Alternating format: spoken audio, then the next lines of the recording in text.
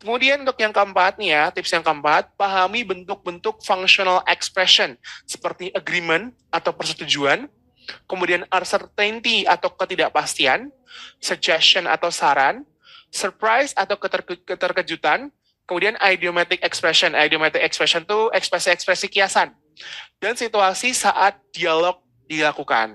Jadi teman-teman semuanya nggak cuma hanya mendengarkan informasi aja, tapi diharapkan juga bisa memahami bentuk-bentuk ekspresi atau ungkapan. Seperti agreement ya, atau persetujuan, apakah dia setuju atau enggak, gitu ya. Uncertainty, ketidakpastian, apakah mungkin dia yes or no, apakah dia tidak begitu memihak ke sana ke sini gitu. Kemudian suggestion tuh bisa berupa saran ya, kira-kira saran apa yang diberikan, kemudian anjuran apa, dia harus melakukan apa, itu nanti bisa diperhatikan di situ.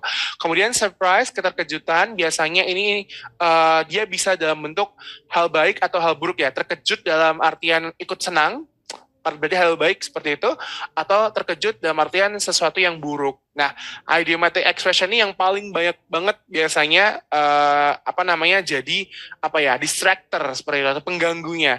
Jadi ada beberapa audio gitu ya. Nanti mungkin akan kita ketemu soalnya di latihan soal.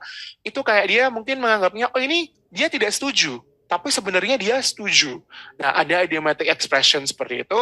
Kemudian kita juga harus bisa memahami situasinya teman-teman. Dialognya dilakukan di mana, kapan, kemudian situasinya seperti apa begitu.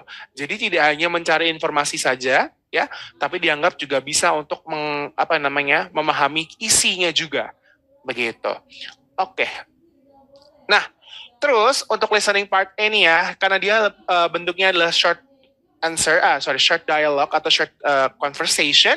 Jadi diharapkan dia memang pertanyaannya lebih simple teman-teman, lebih sederhana. Jadi pertanyaannya itu hanya pastinya ya berupa seperti what, ya, kemudian where dan when. Apa, berapa, what itu bisa berarti apa, berapa, apa yang gitu ya.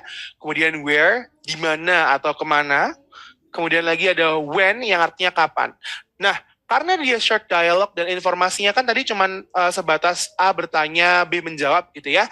Informasinya kan pasti dia terbatas, gitu kan.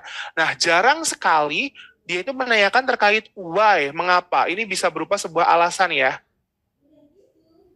Kemudian which, yang mana itu pilihan.